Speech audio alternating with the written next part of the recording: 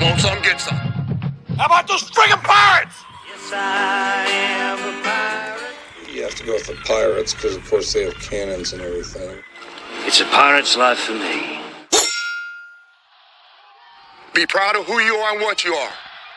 You're Pirates. It is a first down. Pirates. Because when you're at East Carolina, you go for it every time. Or you don't coach at East Carolina, you don't come to East Carolina, you don't play at East Carolina with a weak heart. Write it. I think I've ever been in a building as loud as that was. It was deafening in there. We will get Omaha. I can promise you that. Painted purple all night long in Eastern North Carolina. You're watching The Sports Objective, the podcast for Pirates.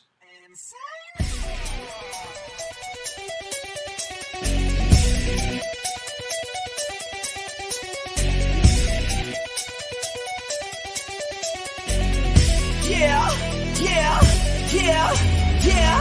My heart is purple and gold. I'm a pirate down to my soul. And I don't back down, not at all. Find out when the cannons explode. All right, welcome in to the Sports Objective Sunday nights. We're having a lot of fun here as we have people that obviously may be vacationing. Some of the fellows are, and so we wanted to have a show tonight with you. And so this show is all about you. On purpose, we did not schedule a guest tonight as we want to make this show where we're having fun. It's summertime, less than 2 months away, 56 days. You might as well say 55 days away from our great game. And that'll be August 31st right there. If you're watching the show in Dowdy Ficklin Stadium, hard to believe August 31st will be here before you know it. So I don't know about you, but I'm like so ready for Pirate football. And I want to be with my friends, my Pirate friends, if you will, in Pirate Nation tonight and spend some time with you. So we thought, hey, let's do that. And we're going to have a lot of fun between now and however long you want to stay on. We'll, tonight, this was the one thing I had planned is do the show with you. So glad if you have a question or comment tonight, you can obviously put them right here in the comment section and Facebook, YouTube, Twitter. And we'll get those X, I guess it is now. And we'll do that. By the way, hello to Chuck. Chuck, what's going on? He makes a great point. Chuck says, former EC pitcher. How about this? Jeff Hoffman of the Phillies. He's made the All-Star team. I heard that earlier tonight at dinner. So very, very cool. No doubt about that. Hello to Brandon. Hadn't heard from you in a while, Brandon. He says, good evening, Dave, and the rest of the crew. If they join, we'll see. We'll see if they do, but no doubt about it. Elliot says, hey, Dave, hope all is well. Can you give us a rundown on the QB situation, offensive line, D-line, how things are going? I think pretty much from what I understand, I think it's a pretty healthy quarterback situation as far as a competition. And, you know, it's one of those things I think I haven't heard recently, but my guess is that they're going to hold that competition very close to the best, so to speak. And we'll see offensive line and D-line. D-line is looking very, very good, obviously. And the defense is rock solid. So we'll be there.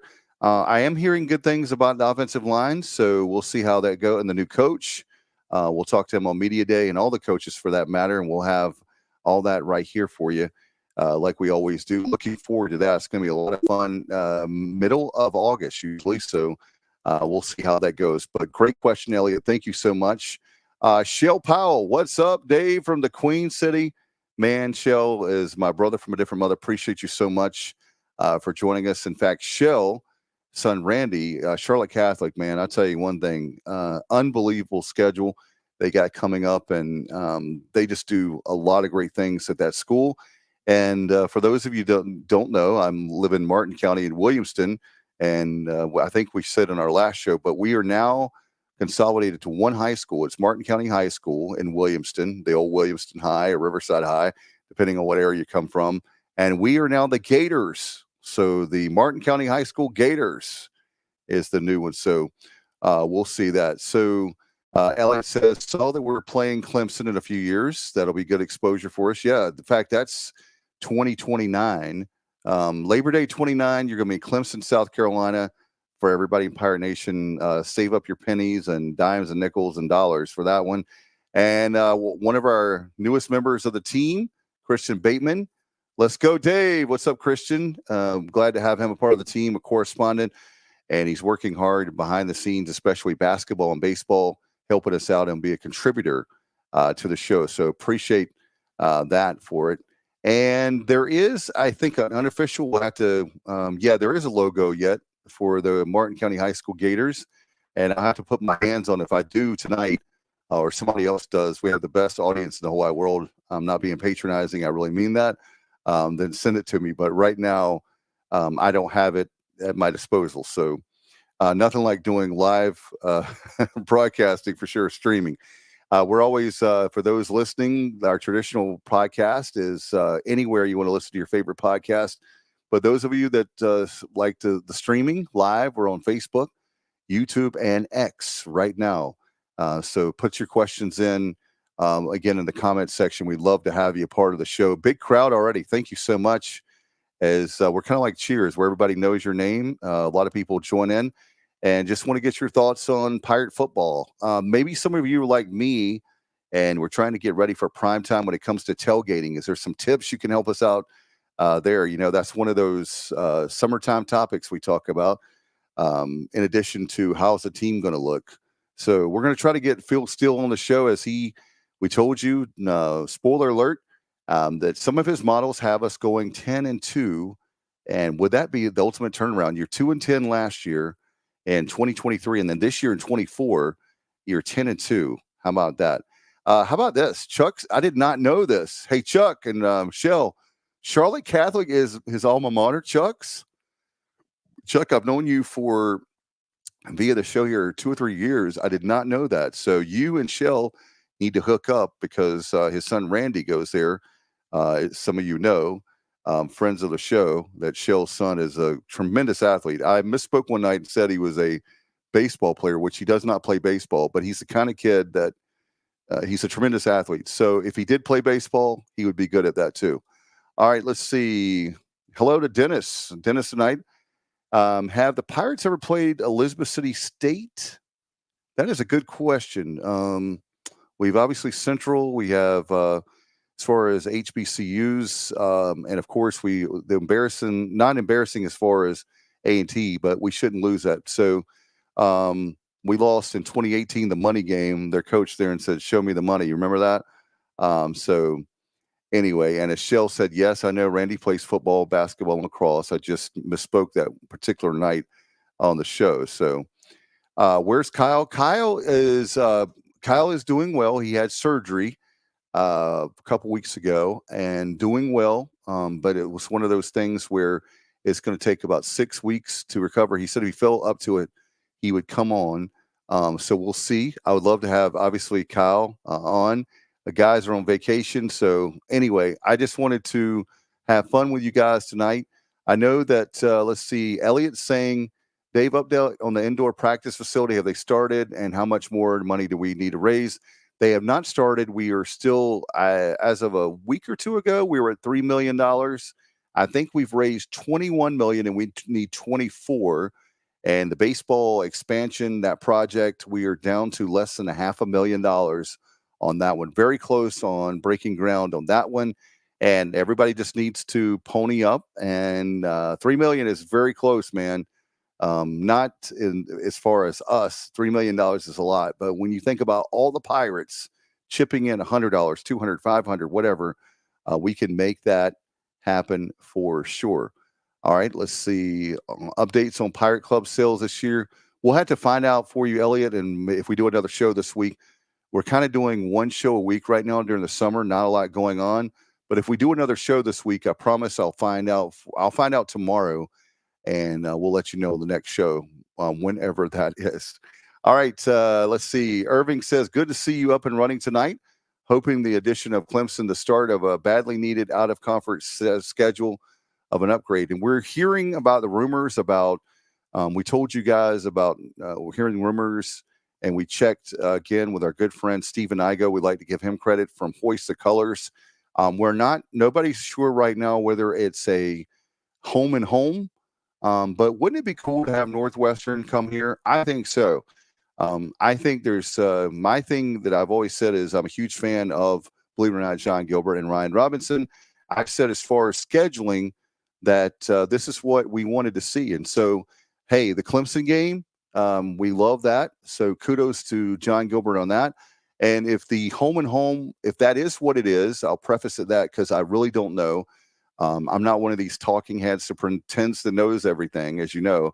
I'm one of you guys. But if that is true, that will be a huge coup for the Gilbert, for this administration. And to me, that's the kind of games we need to look for. Hey, if it's MAC, if it's Big 12, if it's SEC, Vanderbilt, I mean, there's all kinds of schools, group of 5 opponents that we should be playing on there. And so we know that to be fair to Gilbert and company at the Ward Sports Medicine building, we understand that that is very difficult. Scheduling is not the way it used to be. We're not saying that, but we would like to see more some of the G5 matchups so we could see maybe from the Sun Belt, from we talked about the SEC. We talked about the ACC, will sell very well here.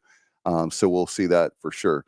Do we have a person that surfaced as the alpha on the defense? She'll ask. I'll have to ask about that. Not really sure on that. That's a question that we can ask definitely for you, Shell. A man on the street kind of question at Media Day and next month. And I'll ask around if anybody knows that, and I'll definitely get back to you. I sound like a good politician, but that's the truth. I haven't really heard. So we will get the 3 million. Let's break ground tomorrow. Geez, Elliot says, amen to that. That's one thing that a lot of people in Pirate Nation and the Pirate Club have said. Let's go ahead and break ground. And I mean, if we were, let's say the project we know is 24 million. If we just started, I would be nervous, but we're extremely close. And I think there's a lot of people right now that even though it's more of a reality than it was a year or two ago, it's still kind of, and I don't mean this to cheapen it, but when I say pipe dream, I'm just simply meaning it's not that it's not going to happen. When I say pipe dream, it's still not tangible because we haven't broke ground. Not being critical of the administration, just want to say that very clear, very carefully. I actually like the guys a lot. This show is never meant to be shock jock like growing up with Howard Stern, those guys back in the day, the morning zoos of the world that used to make fun of people or all that. That's not what we're all about here. What we're about here is we're open and honest with you guys, and you guys are too, and ladies that join the show. Appreciate that very much.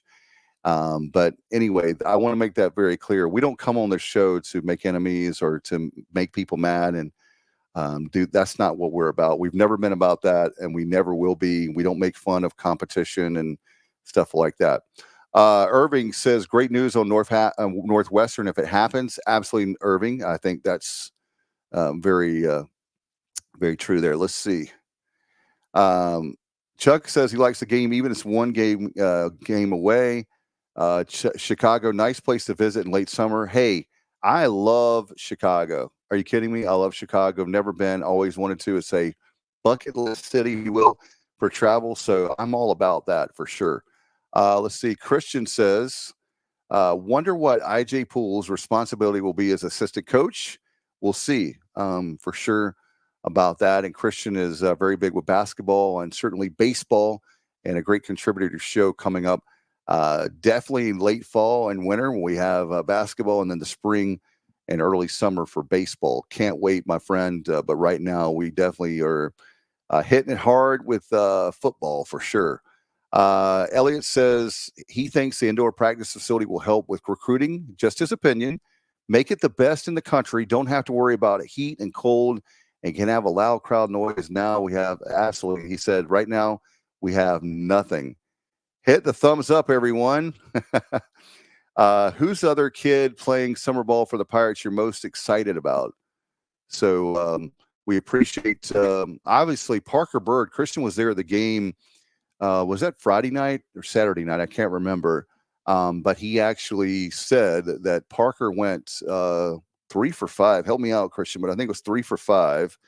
And he went to that game in Elizabeth City, the Skippers in the Old North State League. And I love that league, being able to see it. But Parker Bird, doing great things. Really proud of him, and he's a great dude, and certainly it's a great story, man. He's doing well, and I believe he's playing third base for the Southpaws in New Bern. So if you're anywhere near New Bern or you look at the schedule, he plays for the New Bern Southpaws. So make sure that you check that out. But man, there's so much great baseball, and we love talking baseball for sure this time of year when it comes to that. Let's see.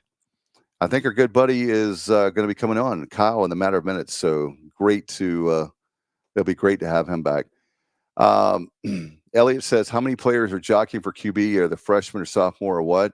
The two transfers are going at it right now, and those are the two that we are knowing about, Garcia being one of them. And we're going to have a great QB. We got to have a great QB, no doubt about it, for sure. Let's see. All the boards I'm reading about the offense is really buying into JDB's system. Blake Carroll said they play fast and they really keep us on our toes. Good problem to have right now. Ladies and gentlemen, let's welcome in our good buddy, Kyle from LaGrange Barber. What's up, dude? What's going on, Dave? Pirate Nation. Been a long effing week. Had surgery a week ago Friday. Massive hernia repair surgery for an abdominal wall hernia. Got a 20 by 30 mesh inside of me now. Wow. Let me tell you something. I had colorectal cancer and had a colon resection, and this has kicked my ass way worse than that surgery. This has not been a fun week, and not fun weeks to come. But anyway, what's going on, guys? Pirate football just around the corner as we're sitting here post 4th of July. To me, once you get past 4th of July, it starts to feel like football season. You know, you got media days coming up. SEC media days always kicks it off, and American media days are the 22nd, something like that. And so Pirate football is just around the corner. Phil Steele's out. I don't know if that's been discussed. He's high on the Pirates as a little bit as the most improved team in all of college football this year. All 6 of his sets of power rankings call for us to go to a bowl. One of us calls for us to be 10-2. But I'm all over the place. I don't want to jump in too hard, but non-conference schedule is a lot harder than people give it credit for. Particularly, look, Appalachian State and Liberty are 2 of the favorites, to make the playoffs this year in the new format. Yep. So the schedule's a lot harder, particularly non-conference, than people give it credit for. No doubt, man. I tell you what, it's going to be a great journey, and I can't wait. In fact, Old Dominion game is key to me. Well, if you pull off an upset against App or Liberty and you lose the ODU game, then it don't matter so much. But to stay on schedule, to me, that ODU game week 2 is going to be key. Really quick, Shell says, "Hey Kyle, speedy recover, my friend." Appreciate it. Chiming in. This is our good buddy Craig. He's got to give you a hard time, bro. Kyle, did you get the hernia doing curls for the girls? Shit, I got the hernia because of the previous surgery because my abdominal wall was weakened, and during recovery for that, and it was so big, man. It was, at my weight, hernia repair surgery is not normally recommended at all, but my hernia was so damn big, it was literally, like I said, I got 20 by 30 mesh in me. That should be That's unbelievable. Yeah, and you can, man. It's going to take some getting used to. It is a weird sensation with the abdominal binder on that I have to wear for 3 months. It's pretty painful, but when I take it off, less painful. But you literally can feel. I literally can tell. You know what it feels like? It feels like there's a big piece of mesh holding back my intestines. So. I mean, it was the size of the hernia was out of control, so I had to get the surgery. But appreciate the well wishes, and no, didn't get any hernia from doing curls for any girls. That's a better story, right, my friend? Yeah. Well, yeah, it would have been. McLean Anderson, I think the first time I've seen that name. So thank you, McLean. Keep your head up, Kyle. I appreciate it, man. Appreciate it. No doubt about that. In fact, let's see. In fact, McLean says, have to beat ODU. I'll probably be there. Easy road trip. That's one of the things I want to talk about, Kyle, tonight, because it's a summer topic. But how cool is it this year that you have ODU? I'll probably be at that game. Liberty going to that game. I don't know about the Charlotte game, but that's close. That's not too far away. We're talking about, we've got the Army trip you were going to. Sports Objective will be definitely there for that one. But there's a lot of cool games this year on the schedule based on proximity, or like the Army game, which is a bucket list. You got to go like I did the Big House last year. Yeah, you got like you said, Old Dominion's obviously no time. From where you are in Eastern North Carolina, an hour and a half to 2.5 hours up the road. You got Liberty's a few hours up the road in Lynchburg, Virginia. You got Army. I don't know how long it is to West Point, New York, or New York City, but it's drivable. And 9 or 10 hours, I think. Yeah, a place where everybody wants to go. It ain't the Sun Belt in terms of regionality, but it's one thing you can give Gilbert, I guess, credit for. He wants a regional non-conference schedule that's travel friendly for the fans, and we got that with a couple of the games in Lynchburg and in Norfolk. Besides that, Craig makes a great point. He says, small stadium, make sure you get your tickets early. I was going to talk about that for about Liberty. No, he's talking about ODU. I don't think ODU will sell out. I mean, well, I think drew better as an FCS. They are coming off of a bowl from last year. A lot of people don't realize that. A lot of people, circle ODU game is a win. I think it's a must win. They did lose quite a bit off last year's team. I don't know how they did in the portal, but they were a bowl team last year. And beat App State at home last year in Norfolk. So that game is no gimme. Also, have early season upset wins over Virginia Tech a couple of times in that stadium. So that game ain't no gimme by any means. I mean, we were 2-10 last year. Everybody's got us circled as a win right now that haven't been following what we've done in the portal and the changes we made on staff. But yeah, the ODU game, yeah, he is right though. Small stadium. I doubt it'll sell out, but yeah, I'd get my tickets now. Liberty, I'd be even more. I don't know what Liberty Stadium holds. I'm assuming not much over 30,000. That would be the one I would think will probably sell out. Yeah, I'll have to look at that again. Justin says, "What's going on, guys?" And what's up, Justin? He's going to go to all the games except probably Tulsa. And by the way, I've been trying to broker a deal with Justin. As you know, Kyle, you're going to be able to ride with them on one away game. So we're going to make that happen. Right. Come on, Justin. I'm putting you on the spot, bro. But Kyle is awesome, as you know. And maybe we can get some video and have that on social media. But I just think Kyle's a cool dude. And I think that it would be fun to have Kyle along for the trip. And Kyle, you and I and Bubba. He's pounding down, loaded up and trucking. We're going to do what they say can be done. We got it. We're going to have to listen to trucker songs the whole time. We're going to have to, we're going to have Jerry Reed and Red Savine and shit. That's all I got. Jerry Reed and Red Savine. Convoy, right? That great song. Yeah, that was by Convoy. That was what would that? Some DJ did. McCall. Am I right on that? Anyway, help me out there for sure, guys. No, Rubber Duck was by a DJ. Rubber Duck? Is that Convoy? Is that the same song? Convoy. I'll have to listen. Rubber Duck, some crap. I don't, Dave Dudley. 6 days on the road. Convoy. Yeah. But Dave Dudley, 6 days on the road. I like that. I like Steve Earle's version of 6 Days on the Road. Oh man, I'll have to check that out. I've never heard that. Yep. I like him. All right, here's a football question. Dave or Skip or anyone else, how do you see a big difference in offensive line play, offensive call playing this year? Well, we're changing formations, not formations. We're changing schemes, going more of an air raid. So it's in terms of calls, I think it's going to be a lot more pass heavy. It's still going to be RPO based, from what I understand. But I would expect to see a lot more aggressive play calling. The tempo of which we play is going to increase significantly. So the play calls will be coming a lot faster. But I guess you're asking in terms of actual plays, I would expect to see a lot more passing plays and just more aggressive in general than we were in the last few years.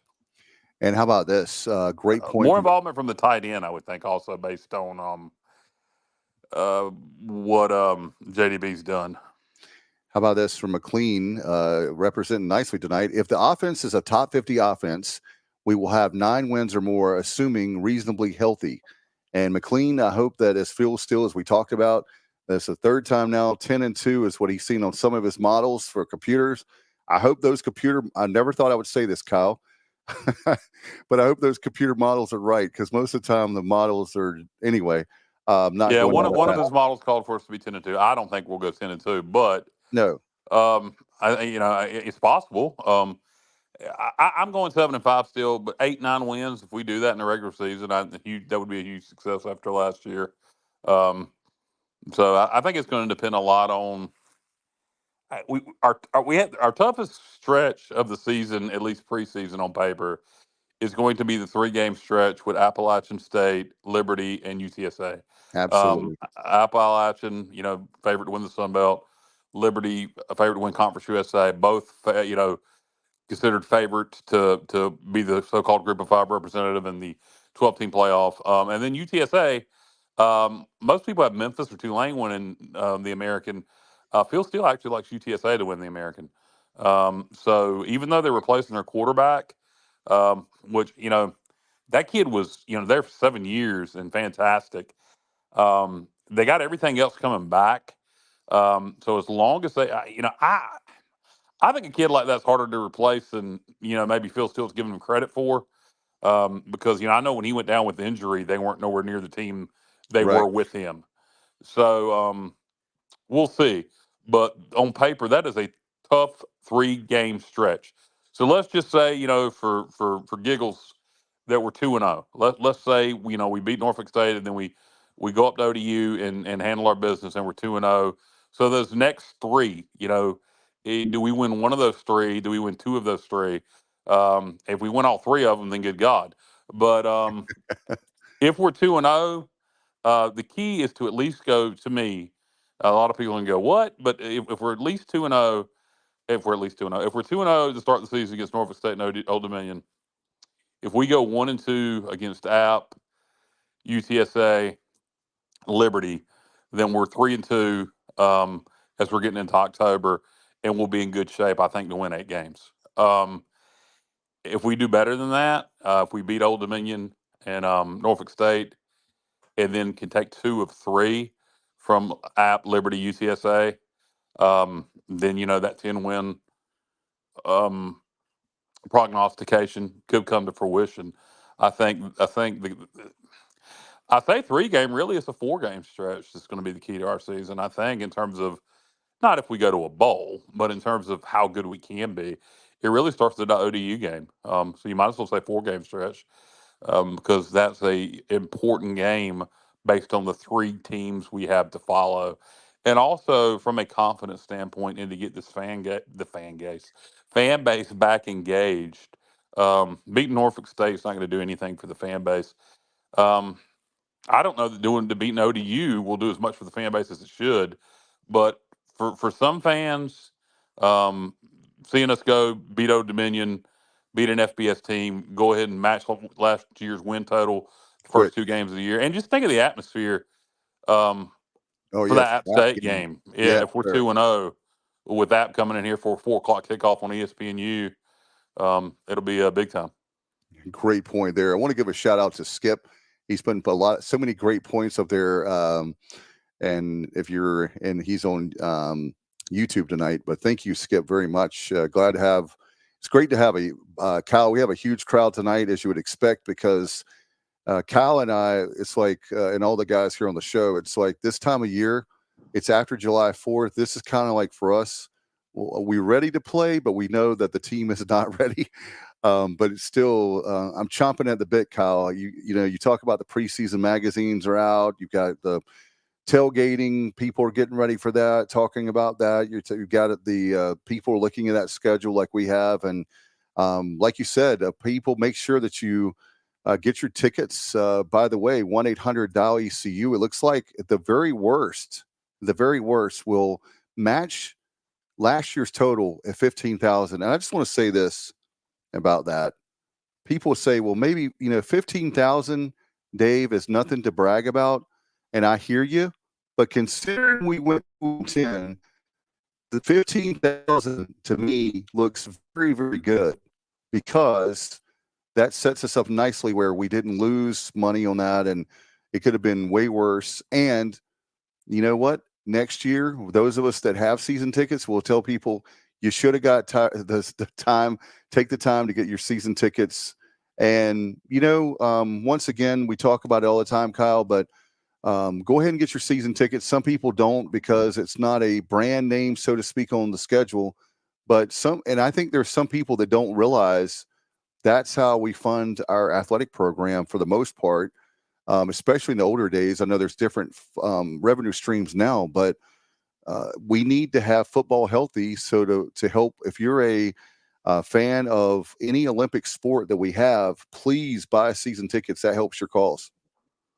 Yeah, no, we need to sell as many season tickets as we can. And I think coming off of a 2-10 season, it's hard to sell season tickets, particularly when you don't have a so-called Power 5 opponent. There's no ACC opponent, right? In here, App State is a draw. You look at the schedule, who's coming here that really is a draw. App State, and then I would say Navy to close the season. Yeah. So there's not a lot of draws on this schedule, but I like watching the Pirates win, and hopefully we'll get to see us do that a few more times this year. And we damn sure better. So I'll tell you what, if they're smart, if we beat App, if we somehow beat App week 3 in Greenville, hopefully Gilbert is got the mini plans ready to be on sale that night. If we pull that one off week 3. No doubt. I'll tell you one thing, Kyle. A lot of people have been asking me at work, and people I know. I really believe, and I don't know how you feel, Kyle, but I'm cautiously optimistic. But I believe we're a bowl team. It's a matter of not if we're going to be a bowl team, is how many wins. Do you feel that way? Is it fair to say that? I think coming off of last year with 2 wins, I won't say 100% sure we're a bowl team, but we should be. My projection is still 7 wins. I'm not gonna, jump on the Phil Steele bandwagon just yet and say 8, 9, 10 wins, but I think 8, 9 wins is possible. But yeah, we should be a bowl team based on the defense we have coming back. Because our defense was good last year. Based on the people we brought in from the portal, some guys with some age on them, another year on them. A lot of people are concerned about the O-line. I'll say this: we have the entire O-line back from last year. They're gonna have another year of experience. We did bring in the kid from was it Maine? Some FCS school that's done well or did well in the spring. And the new O-line coach is very well thought of, extremely well thought of. So I think the pieces are there for us to have a surprisingly good season. No doubt about it. In fact, Elliot says, Dave, ask Kyle who he thinks we'll lose to. Please ask Kyle. He says, so you think 75? My 7-5 is just to be conservative. Who I think we'll lose to, I don't know. If you have me off the top of my head, if I'm going to say 7-5, I'd probably say App, Liberty, UTSA. That Navy game, the last game of the season, man, is a scary one. And then I'd have to look at the schedule, to pick out 2 more. But I'm just being conservative. We were 2-10 last year. I mean, in fact, Skip said Navy is always a quagmire. You're right, Skip. Yeah, Navy definitely is, but it's in Greenville this year. Last game of the regular season. So who knows what that game could mean at the time? Could that be for bowl eligibility? I hope not. Could that be for win number 7, 8, 9, 10? Who knows? But in terms of who do I think we'll lose to, I don't really have a definite 5 losses. And when I'm making that 7-5 prediction, I'm not etching that in stone. Last year we lost to Charlotte. Keep that in mind. Yeah. We lost to anybody and everybody. So while I expect us to be greatly improved this year, you'll have to show me first. And quite frankly, again, who do I think we'll lose to? Well, okay, well, let's go over the things real fast. And Dave, can you bring the schedule up? I'll see if I can. We can definitely talk about it. Yeah, I mean, I don't. You don't have to put it on the screen. Just bring it up where you, because I can't remember in order. Oh yeah. I've got it. Let me. I've got it right here. Hang on 1 second. I've got it right now. Okay. So the first game is, of course, everybody knows, August the 31st. That Saturday night. It's on ESPN Plus. Norfolk State. Okay, win. All right. Then we go in the great state of Virginia. Old Dominion. Old Dominion. See, Old Dominion was a bowl team. 6 wins last year from the Sun Belt Conference. Now people used to go, oh, well, they played the Sun Belt. Yeah, well, Sun Belt's arguably better than the American. They beat App State last year. So again, ODU, 6-win football team last year. We won 2 games. That's a 50-50 game, right? Yeah. Next. Third game is Appalachian State. App won 8 or 9 last year. They won their division of the Sun Belt. They've got everybody and their brother back. They're favored to win the Sun Belt this year. They'll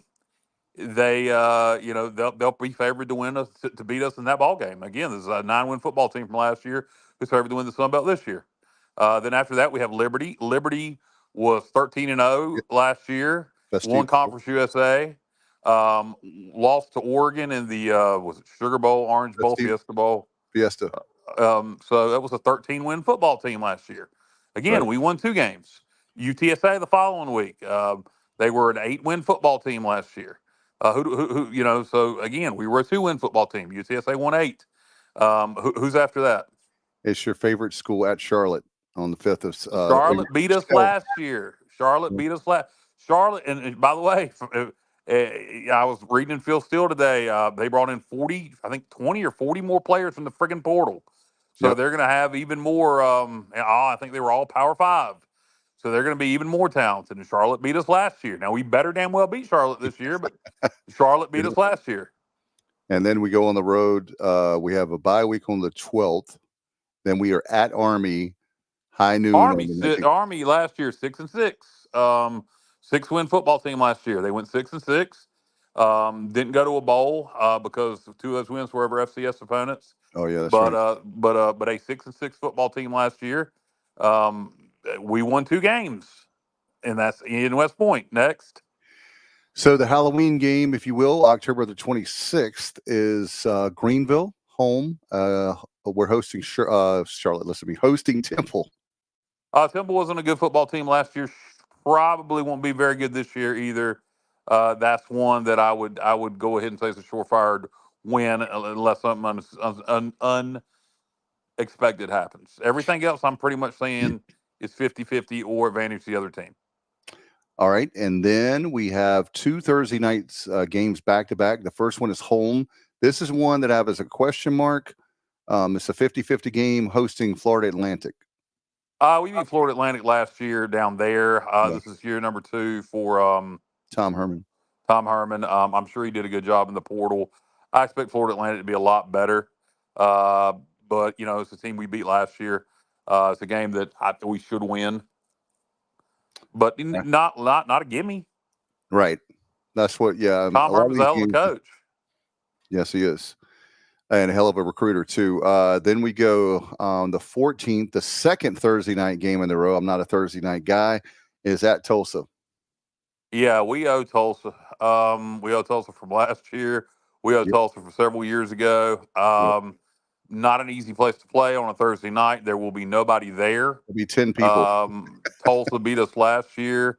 This is year number 2 for I can't think of his name. North Carolina grad, former Indiana head coach. Not a fan of that guy at all. But again, not an easy game. They beat us last year. No doubt. And then we have, because it's a Thursday night game, we'll have a like 9 days after that. So maybe that's a good thing. At North Texas. Yeah, North Texas. I don't even know what they did last year. I can't remember. But I need to do some investigating on North Texas to make an intelligent comment on that game. But I'll tell you in a second. Yeah, it go is ahead. it is in Denton, Texas. So long road trip out to the Dallas Fort Worth area to play the Mean Green. So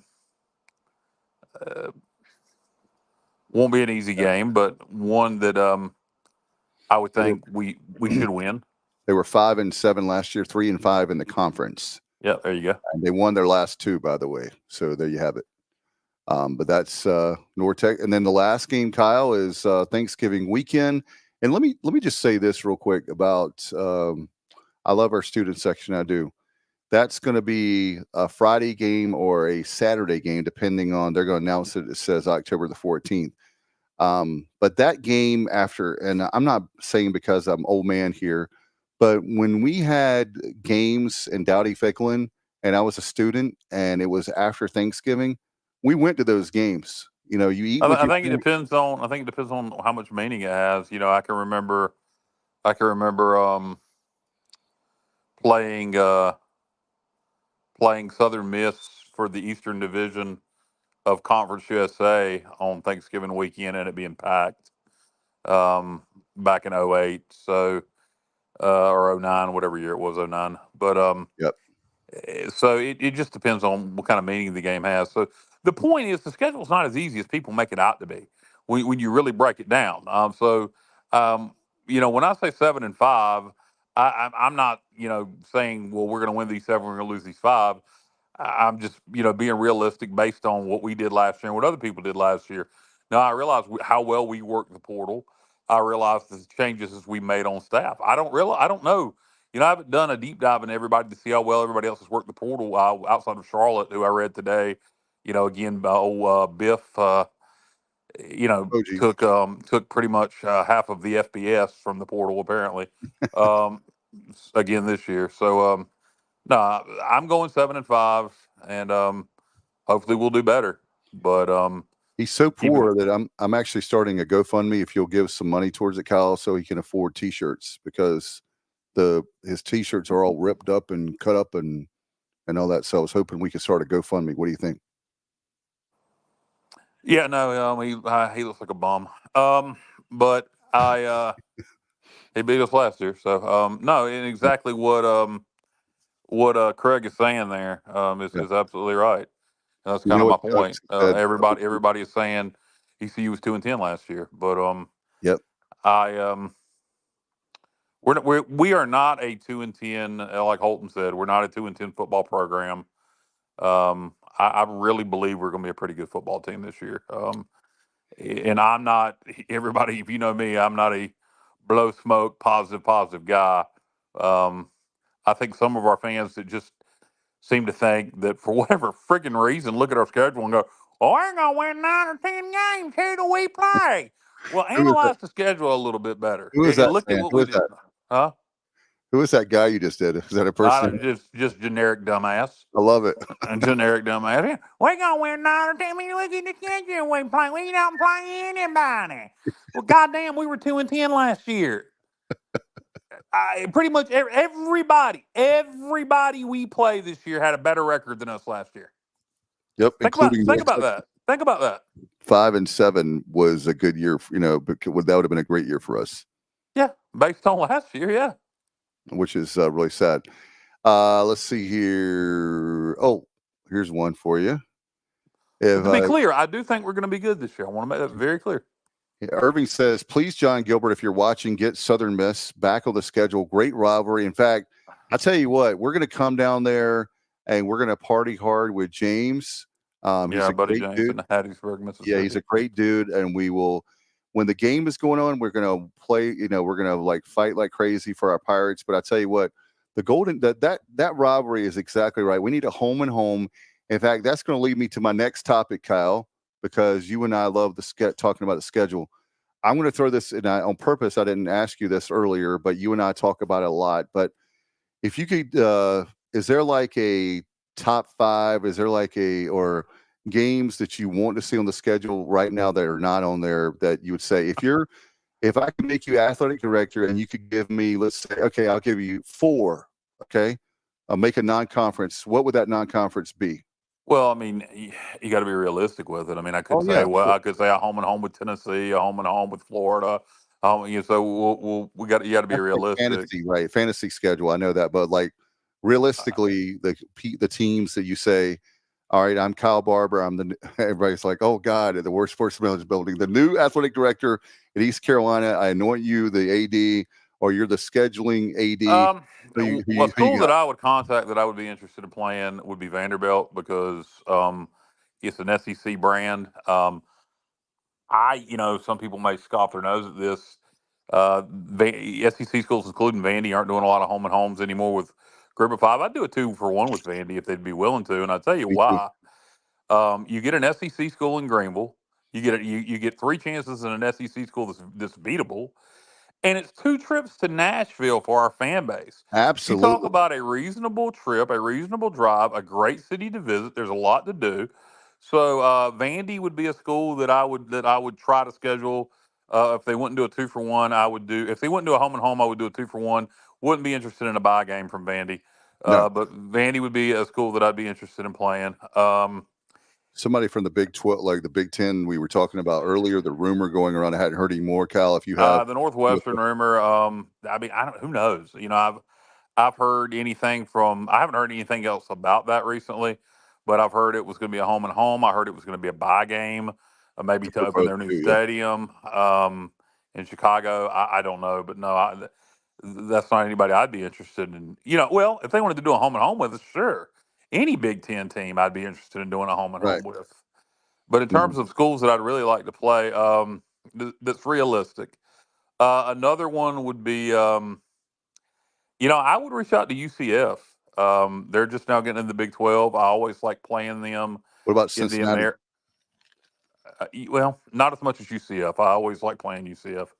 I would reach out to UCF and see if there was any interest in doing a home and home. Maybe there is, maybe there isn't. Southern Miss is somebody that I would definitely do a home and home with, and that would easily get done. They would want to do it. We would want to do it. That would be easy. It shows, Gilbert, he was at both places, and I don't think he gets either place. The reason Gilbert's not going to do that is it's not a name brand school, or it's a name brand, but it's not a Power 5 school, and they're not regional enough for him to do it. But yeah, Southern Miss is somebody I would definitely look into scheduling if I was making the schedules. Maryland is another school I would talk to. Yep. Because they DC market. Well, they play in the Big Ten now, so they don't get down this way as much. I don't know, how much non-conference ACC scheduling they're doing. Again, a 2-for-1 type deal, neutral site game. Well, let's play them in the Redskins Stadium. I would talk to Maryland to see if they had any interest.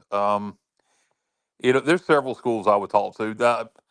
You know what? We had one on the schedule, Boise State, and we decided to drop it because I don't really know why. Scheduled that. Confer, he did a great job scheduling. I've got to give the guy credit. Compared to he did. He got Wake Forest, he got Boise, he got BYU. Well, I think Holland initially got BYU, but Boise is somebody we had on the schedule and dropped for some damn reason. And then they go and they get a series with Notre Dame. I mean, I'm like, can we get an Appalachian State? Thank you. Yeah, I was getting ready. Which is so embarrassing. And I have no problem with playing Coastal, but why drop Boise to play Coastal? Let's play them both. He said, and Skip said they dropped us. The deal is, Skip, here's the deal. I'll tell you that I've heard that, but here's the deal. I know that you got to agree to it. Look, they can try to drop us. They can buy it out, but you can fight that. Not only that, but Coach Houston didn't want to go to Boise. I do remember him making a line about going to Boise or whatever. The thing is, people have to understand. Let me just say this real quick, Kyle, and then we'll get back to the schedule thing. East Carolina, and I'm not going to go on a long tangent, I promise, is a national. Yes, I said a national brand. Boise, national brand. If you're a college football fan, East Carolina. And Boise. Yes, Boise, Idaho is not like a metropolitan. I mean, I'm not making fun of Boise, but it's not what people would say, like this best place to go or visit or Well, whatever. it's to me, it's simple. You ask. To me, it's comparable to BYU. Now, BYU's in the Big 12 now, but at the time they weren't. But, my favorite win of the Mike Houston era was at BYU on a Friday night in front of a national TV audience where everybody was watching from coast to coast. And Boise gives you the same kind of eyeballs, maybe not to the degree of BYU, but, you good chance that game would be on a Friday night. And, you're playing out in Boise. You know what? And not only that, Boise had to come to Greenville too. Right. So it would have went both ways. But anyway, yeah. So that let's talk about fan bases. I know Skip. He's talking. Let's see. He had in here. People are talking about Marshall. West Virginia, Marshall's another one that we had another game on the schedule and we dropped. They owed us a home game. We had another game up there, and so instead of, I don't know what happened with that. I would have thought, we would have worked out something to get them to come to Greenville for another trip. Instead of we just dropped the damn series. With Marshall is iconic. That's another Southern Miss. Yes, Marshall is not the name brand as far as other schools, but it's still regional game, and there's history there. The fan base. Well, we didn't get to play the 50th anniversary game in 2020 because of COVID. So the 60th anniversary is in 2030. Why has that not been scheduled? No doubt. People are talking about JMU. I think that would be a great game. That's an easy one to schedule. I would imagine there'd be a lot of interest on both parts, or on certainly if we're interested, JMU would definitely be interested. What about Georgia State? Well, we already have a home and home with Georgia State. Yeah. Maybe the Georgia Southern wouldn't be bad, but again, this is easy. I mean, any of these Sun Belt schools, if we want to play them, we can get them. Brandon says return game with Michigan. That was just a bye game, Brandon. We're not going to get a home and home with Penn State or Pitt, but those are Penn State and Pitt are great football schools, and we've played them in the past, and definitely need to look. Another point I was going to make is there's 133 in the FBS now. Yeah. And so I believe that's right off the top of my head. And when there being 133 schools, we know that the Power 5, it's difficult to schedule. We're not arguing. Power 4 is what it is now. True, yeah. Yeah. But there's still enough schools that, hey, Kyle, you were a guy. I really like the MAC. I think it's a very underrated conference. I have no issues playing. We played Ohio in the past. I think it was 96. But we played them in the past, and I like, those schools, and I think they're very underrated. That would be kind of fun to see. I don't see that happening. With as many schools now in the Sun Belt and the Conference USA that are closer by, you got schools like not Valdosta State, but oh God, who's moving up? Moving up this year. Somebody help me out in Georgia. You got me on that one. Kennesaw State. Kennesaw State's moving up, joining Conference USA. So there's another FBS program in Georgia. You got Jacksonville State in Eastern Alabama. Moved up last year with Rich Rodriguez as head coach. Rich Rod. So I don't think we'll see any games against MAC schools and anytime soon. There's too many schools, closer by in the South that we can play at the, the Group of 5 level. Oh, thank you, John. He says it's 100. Okay, 134. Thank you. I guess that's what is it Kennesaw? Yeah, thank you, John. No, you're not picking on me. I appreciate that. That's why, like we were saying earlier, that I'm not a talking head where I pretend to know everything. You guys know a lot more than I'll ever know. So I appreciate that very much. In fact, one question I have for you, Kyle, is I think, was it early? No, Elliot was asking. He says to me, and you, Kyle, can you address the late games? Most are 6, 7, or 8. What do you think? He wants to know, do you think it's better? What his question is to the audience, do you think it's better to have the early games or the night games? Well, I think early in the season, late games are best for weather reasons. Right. So I know Norfolk State's going to be, I believe, a 6 o'clock kickoff. Yep. App State's a 4 o'clock kickoff. So it's dictated by TV. Unless the game's on ESPN Plus, then we have some leeway. So like with the App State game being a 4:00 kickoff, I'm sure we would rather kick that off at 6 or 7, but it's going to be on ESPNU, so you're going to be on television. And 4:00 late enough in the day. It ain't like it's a 12:00 kickoff. But I think late games are great early in the year. Late in the year, maybe not as much. But TV really dictates kickoff. Yep. So in what way are you asking that question? Are you asking, do you think it hurts or affects attendance negatively or I positively? think you're talking about like winning and losing games is the way I took it. Maybe I'm wrong on that, but Winning and losing games, they had both teams play at the same time. I don't, in theory, the old rule of thumb is noon game, right? well, no, the old rule of thumb is you want to play at night at home and you want to play early on the road because you don't want to have to sit around that hotel, an unfamiliar hotel all day. So the old rule of thumb is you'd rather play early on the road and at night at home. Does it help or hurt attendance is what it is. So you were right. I think it depends on the time of year, Elliot. I think late games early in the year definitely help attendance. Skip says TV right. Game conditions, who's in better shape? What was the question again? He's adding on to what we're talking about, the early games or late games as far as put it back on the screen. Okay. TV right, game conditions, who's in better shape?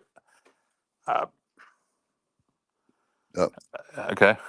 Okay, we'll move right along. But as far as the games are concerned, I mean, you certainly we talk about reference that was it 2012-13, that App State game where it was 2012. It was 12. That I think the hottest kickoff was 95. I think it was 95 degrees on that day, and there was 400 people that literally passed out. That game was hell. We've talked about the game a lot. Jessica went down. My wife went down underneath the stadium for the whole second half of that game. Only time she's ever done that. I remember I've told this before. They had those 1 liter bottles of water for sale, and I was going around. So many people were leaving, and I was taking the half drinking bottles of water and just pouring them over my head and soaking my shirt. Yeah. And about 30 minutes later, I'd be dry, and I'd grab another one and just pour it over me. So it was that game was brutal, but Pirates won. So hey, I'll take another game that hot as long as we win. Yeah, he was talking about McLean was talking about 2005. That Duke game wasn't. I was there too. You know what? I don't remember. Yeah, it wasn't as bad. I was young. I was in much better shape in 05 than I was in 2012, let alone today. Good God. But in 05, I was 24 years old, about to be 25, and a spry young man. And I don't remember. My wife just laughed though. I don't remember that game being overly hot, but I'm sure it was. It was just I was in good shape at that point, so it didn't bother me. And great, God, what a great memory of that game. Just the feeling that game had with Skip coming in there, playing an ACC opponent, beating Duke. It was just, it felt like Pirate football was back, and it was. You're right about that. He says that people were passing out like crazy at that Duke game. I don't remember that. I don't remember that either. I'm not saying you're making that up, but I don't remember it either. You know what? I can remember early in the game, and maybe that's what he's talking about. I can kind of remember early in the game seeing some students passing out from maybe a little early tailgating, getting drunk, coming in. It was hot. That was a 12 o'clock kickoff on what was then called CSTV, which is now CBS Sports Network. I forgot about that. That was CSTV. That was our first ever game on CSTV. Yeah, and speaking of which, Duke is a team. I wanted to ask you this question, Kyle. Have you guys, or maybe put this out to anyone, heard any more about the legislation for NC? Since we're talking about scheduling too, I heard it passed. Yeah, and. You know what? I think I hate and Kyle, I know you and I agree on this. We don't want to see politics involved. However, don't bother me one bit. No. I know that normally. I'm just saying in this particular case, what I'm saying is that the teams should, in a perfect world, should schedule us because it makes perfect sense. However, they have this elitist attitude because we're the ACC. And you have Duke won't play us, North Carolina won't play us. Now Wake is going back on the schedule, which is very cool. The very first game in Ficklin Stadium at the time, by the way. And that was cool. We got them back. Duke, my understanding is, Kyle, Duke will play us. We can go to Wallace Wade. The problem is they won't come to Dowdy-Ficklin. Is what I've heard. If we they're going to do bye games. We're not doing a. Let me say on behalf of Pirate Nation about a bye game to Duke. Duke, you can kiss my fat ass. It's like, what in the world are you talking about? Here's a team, and I mean, we take over the effing stadium. I mean, it would be Dowdy-Ficklin Stadium at Wallace Wade. Yeah. So we'd pack the stadium, but no, hell no. Elliot says, Kyle, one main question: if for some reason we go 6-6 or have a losing season, is Houston gone? I just want to jinx this. I just want your opinion. Losing season, yeah, absolutely. 6-6. I think it depends. I think if we 6-6, right? Correct. I think if we start off 1-5 and then win 5 in a row, finish red hot to go 6-6, then no, I don't think he's gone. We go to a bowl game and win it, finish 7-6, no. If we start off hot, then trail off towards the end of the year, and it's not because of a bunch of injuries, and end up 6-6, or if we're just 50-50 every other week and end up 6-6, then he may be gone. But yeah, if we have a losing season, he's gone. Look at McLean said he agrees about the whole Duke situation. He said agree to buy game to fill their stadium. F off. Exactly. I'm not beating up on Duke. I just thought that was unbelievable. The Duke situation, you would think that they would be Duke and Wake would be the two teams that would play us. The State and Carolina thing we get because it's happened before, and all of a sudden now Duke won't play us. And Duke hasn't played us in a while. No, it's not all of a sudden. It's been a while. In fact, I remember this with Wake. This is actually with Wake. I remember this when Wake wouldn't play us for a while. Holland had tried to get them back on the schedule, and they offered us a 2-for-1. Wake, I mean, but yeah, no, Duke. See, at some point maybe they will play us again. Who knows? But as of right now, they don't. So, North Carolina has lost to us 3 straight times, and that's why they won't play us. And that's exactly why they're looking for give me games. And everybody knows the East Carolina. Yes, last year struggled, but I will say this: we are not a give me team, and they want to have that. In fact, Elliot says this. Dave Doran said 2 years ago he saw no reason to play us. Well, that tells you a lot about Dave Doran, because I'll keep my personal feelings to myself, my personal experience with him. But I will tell you that Dave Doran knows better, that the East Carolina, and Logan said it best, he would have the last game of the season should be East Carolina, or the first game of the season rather, should be East Carolina and NC State every single year. And he was talking about for many. I'll say this. I don't mean to cut you off, Dave. No, you're fine. I'll say this. And this is the attitude we need to have, and this is what we need to do. The greatest period in East Carolina football history, arguably, was that era from 91 through about 96. And we played NC State in the Peach Bowl. Besides that, we didn't play them again in the regular season until 96. We didn't play North Carolina at all in the 90s. We played Duke very sporadically. We played Wake very sporadically. We don't have to play them to be successful. Right. We need to start winning and winning at a high level. And when we start winning at a high level again, then we'll force some of these games, whether it's in bowl games or because they become appealing now. When this is something that people need to realize. I don't know how long it's going to stay this way with the new format, but if we win the American, we're going to have a chance to go to the playoffs in the current format. Again, who knows how long it'll last with the 12-team playoff, where you're going to have the 5 or 6 highest ranked conference champions, and one of them will be somebody from the group of 5. But let's say ECU does go. Let's say we just hit on all cylinders this year and go 11 or 12-1, and we are in the playoff. Now, don't you think all of a sudden now NC State and UNC might go, you know what, we might want to start playing them to make sure they don't go undefeated or 11-1. Right. Because we start making the playoffs, all of a sudden that's going to be an issue for them. So, and people are laughing at that right now, probably. But look, Appalachian State or East Carolina or Liberty or JMU or Boise, somebody is making the playoffs this year. Isn't that crazy? What would the this is I know this is a pipe dream, Kyle, but what would you do if we went last year, we go 2-10, and then the next year, and then this year we go in 2024, we make it to the playoffs? I mean, it would be the greatest story in college. It would be one of the greatest stories in college football history.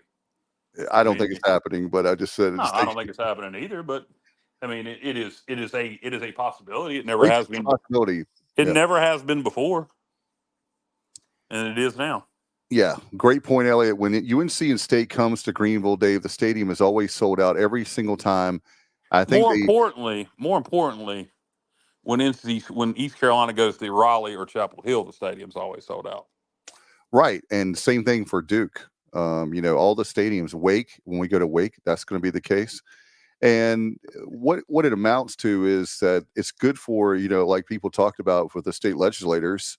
I give them credit, man. They were talking about it's great for the economy. In fact, I believe off the top of my head, and I need to check on this, but at one time in the last few years, I was told that East Carolina brings in $2 million for every home game to Greenville.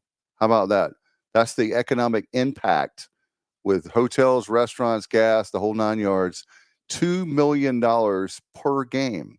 Our good friend Trent McGee, the director for the Chamber of Pitt Greenville Chamber of Commerce, I'll have to ask him about that. I'll try to find out this week. But that was the last time I heard that, as far as how much Greenville makes a home game, $2 million. So just imagine that. But Kyle, it's great talking football with you, man. Do you have other topics you want to talk about tonight? No, Dave, that's pretty much it. As we sit here at, I guess it's still early July. I was about to say mid-July, but we said early July. Days, man. Almost 55 days to kick out. Hard to believe. Less than 2 and actually practice starts at the end of this month. I believe they report to practice the last day of July this year for camp. So I guess technically camp starts this month, if I'm not mistaken. I'm pretty sure it's the last day of the month is when they report. Okay, James has a question for you. If none of the other G5 conferences qualify, who gets the playoffs in this scenario between an 11-1 Sun Belt champ or an 11-1 AAC champ, an American champ or Sun Belt? If none of the other, okay, it's going to depend. It's going to depend on the schedule, maybe the schedule. Who I think who the team is also.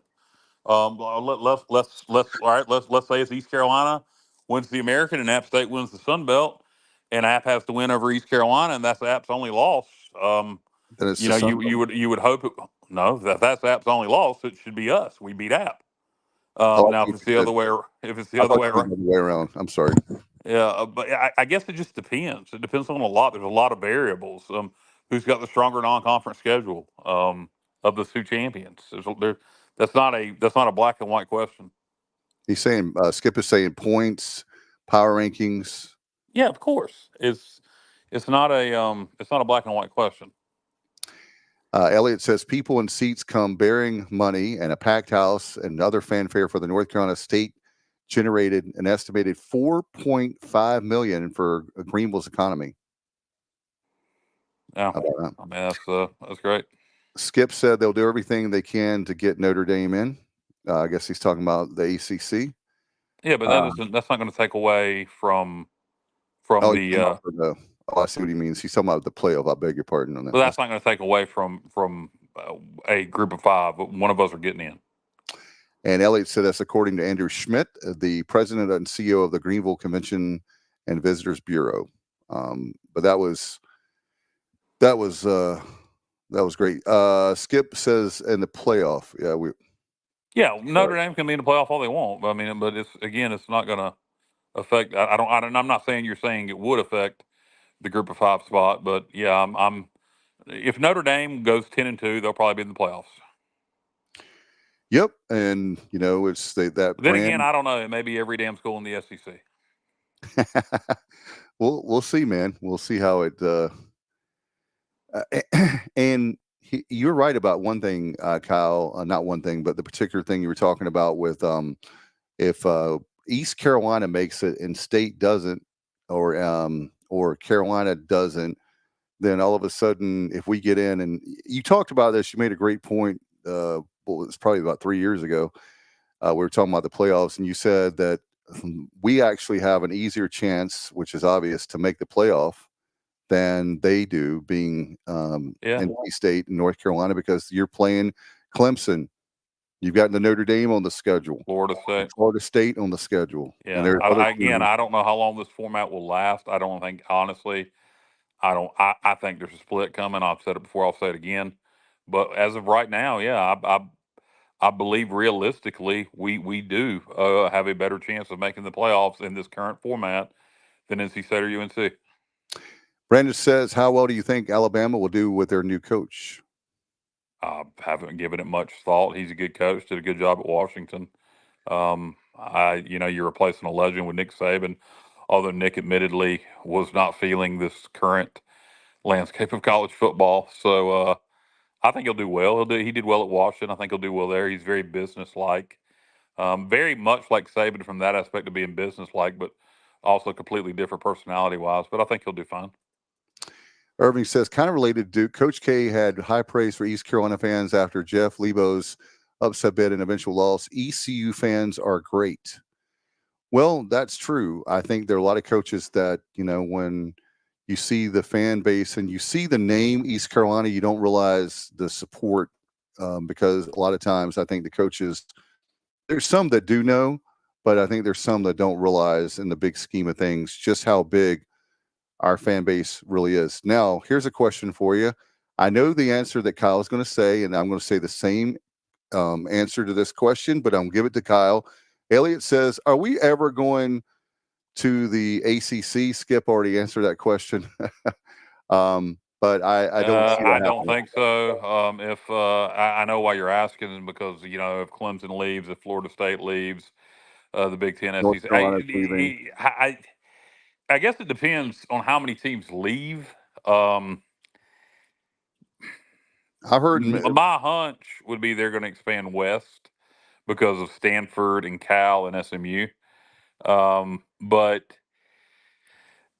let's say Florida State and Clemson go to the SEC, and let's say UNC and UVA Duke go to the Big Ten, and then we go to the Big Ten, or Duke, or let's say 2 to the SEC, 4 to the Big Ten, or 4 to the SEC and 4 to the Big Ten. Then does the Big 12 pick who they want at that point? Does NC State, does Louisville, does whoever? So if the ACC ends up like the Big East was, with 4 teams left, something like that, or like the Pac-12 with like 4 teams left, then at that point, yeah, I could see us getting in. If it's us and Wake Forest and Syracuse and maybe Boston College and right. I don't know who the hell the 4th team would be, but pick somebody. At that point, Virginia Tech. Yeah, at that point, yeah, maybe. But that's the only way I see it happening. Yeah, basically, if UNC and State go, and then obviously I think Duke would probably go, then I think it comes down to, if Wake, let's say that Wake is the only, I think the scenario, if Tobacco Road, if there's only one team left on Tobacco Road, that being Wake Forest, is the scenario that I see, then yes, I think East Carolina. In fact, there was an article a few weeks ago, but basically in one of those contingency plans, Memphis and East Carolina were 2 of the teams that are like on the radar. But in other words, it's not like East Carolina, don't get me wrong, it's not like East Carolina is one of those teams that are going, yes, we got to have East Carolina in their poaching. Oh, we better start winning, because Appalachian's winning at a high level, and Charlotte is now Charlotte is right here with a unbelievable media market. And you mentioned Liberty again. Liberty may end up having to do things the independent route to get to the highest level they want to get to. I know they went to Conference USA for the time being because of the new playoff format. Yep. But they're still, because of what they are, there's still a lot of people that are never going to want to be associated with them. In my opinion, we should invite them into the American. I don't really give a crap about their politics and religious beliefs. I just think that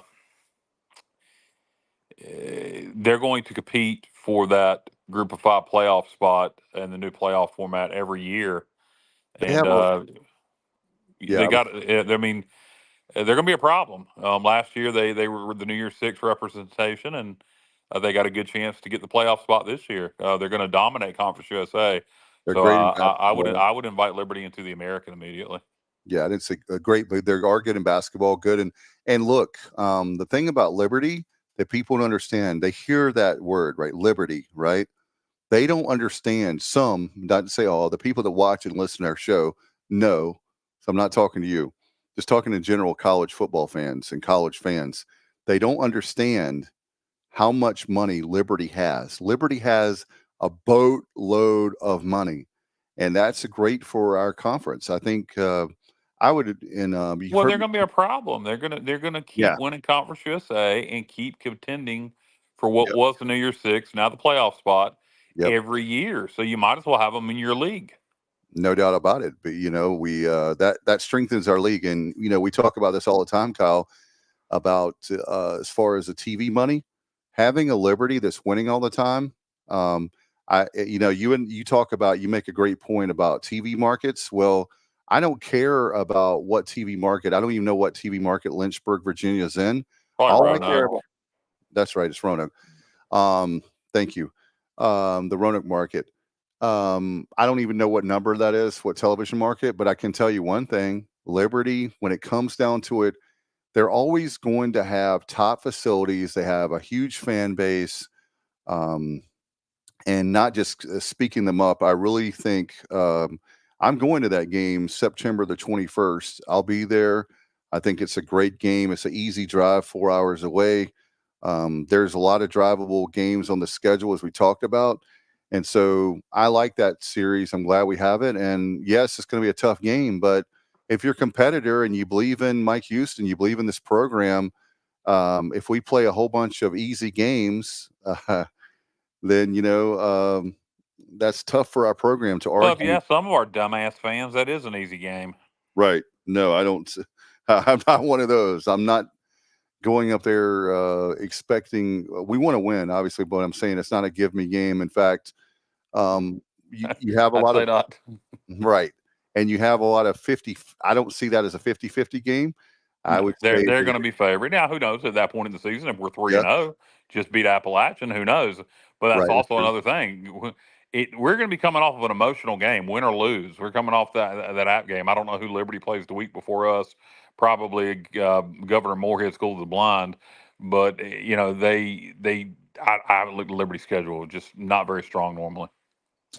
No doubt about it. We'll see how it plays out. But I'll tell you one thing: I'm fired up about it. And one of the things, Kyle, if what we've heard about John David Baker's offense, if they put up 35 to 40 points a game with that defense, then if we average that, then John David Baker, we can put a monument outside of Dowdy Ficklin, because that means we're going to have a good chance to have a miracle season, or really the best season. Phil Steele says we improved by double digits points per game. So, which, we got shut out. A lot of people, JDB, a lot of people, is he the next Lincoln Riley? Time will tell. We're going back to an air raid style system. Going to be moving fast, so it'll be fun to watch. I can't wait. And again, 55 days almost here before we have the kickoff. And Kyle, are you as far as you've got your season tickets, you're locked in, you're ready? Are you going to join us this year for our tailgate? We're going to try really hard to. We're working on the conversion van right now, and a lot of cool stuff. It will be great. I just hope I am healed up enough by the time we play Norfolk State August 31st, that I am at the game and not watching it on TV, because if we were playing today, I'd be watching it on TV. So I just hope I'm healed up enough, and I'm to be sure I will be, but to be at the ball game. What have I got? I got 55 days. Yeah. So I think I'm supposed to be out of work 6 weeks. So we'll see. Justin, is that what you're saying as far as their schedule for Liberty, Campbell, North New Mexico State, and UTEP? Or are you saying UTEP is the next game after? Okay, I see UTEP. Just what John is saying. The game before UTEP is playing Liberty before us. They're their opponent. Okay, is it in El Paso, or is it? That's a long trip if it's in El Paso. He said Liberty could come in. Justin saying 3-0. Yeah, they should be 3-0 based on that. They play 2 conference games early, but is it in El Paso? Because that is a long trip back. God knows that's long. That's Waco, man. That's like, El Paso. El Paso. God knows. I was thinking about Baylor. Yeah, that's going to be that. We'll see about that. UTEP is at Liberty. Okay. Well, of course. They'll be 3-0. So that's a home game. Well, hey, stranger things have happened, man. That's why we had to play the games, and I hope they're 3-0. Yeah, that will be a great. So if we beat them, if we're 3-0 and they're 3-0, look, if they lose to UTEP and then they beat us, that ain't going to be too good. True that. That would not be. New Mexico State was very good last year, but were they a bowl team last year? Oh yeah, they won 10. I believe they went 10-2 last year. I was thinking Jerry Kill retired because of his epilepsy problems, but their OC took over as head coach, so we'll see how he does in year one. But they had like a 10-win season last year, beat Arkansas. Crazy stuff, man. All right. Do you have anything before we go? I know I've kept you. It's 10:30 at night. No, I'm ready to get off of here. Eat myself something. I ate a very late lunch around 2:00, so I haven't had dinner. Oh wow. Yeah, so I'm about to eat a little something for dinner real late and get ready to go to bed. Well, we'll say this before we go. 2 things. One is my nephew Grant is 20 today. We ate at Wasabi 88. The first time. It's awesome. Great atmosphere. I love that. Great restaurant. So it used to be Fuddruckers back in the day, but Wasabi 88, definitely finally got a chance to eat there, and highly recommend. Also, want to give you a shout out, Kyle. We've been thinking hard about you, man, and pulling hard for you. I know that not easy, and hopefully we can get things. I wish I could speed up things for you, but we're pulling hard for you, man, and I know that you'll be better off on the long run. It's just been a long week or so for you. Yeah, it's been hell, honestly. I overall, I'm doing way better this Sunday than I was last Sunday, but still got a ways to go. It ain't fun. But I appreciate everybody's kind words, thoughts, prayers, etc. All right. Keep Kyle in your thoughts and prayers, and certainly he's on the mend, but it's a long and winding road, but we'll have you ready, man. You'll be ready before that first game. I feel confident, and look forward to seeing you at that first game, August 31st, at Pirates and Norfolk State. All right. Thanks a huge show, Kyle, and a lot of people watching and listening. Thank you so much. We'll be back with you very soon, and you never know when we have breaking news. Follow us on all you see on the screen at the Sports Objective, on X, on TikTok, and of course on Instagram. Like our Facebook page and subscribe to our YouTube channel. Until next time, I'm Dave Richmond, and as always, go Pirates.